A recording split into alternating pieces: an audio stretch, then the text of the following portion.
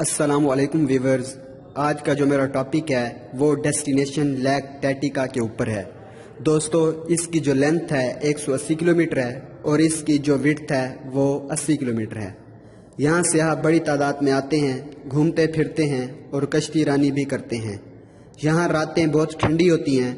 बड़ी तादाद में सियाह आते हैं, खेलते कूदते हैं और इंजॉय करते हैं। मिट्टी के पुराने बर्तनों में लोग खाना पकाते हैं। रात के वक्त यहाँ रक्स किए जाते हैं, जिससे सियाह बहुत खुश होते हैं और इंजॉय करते हैं। रक्स का रिवाज यहाँ आम है।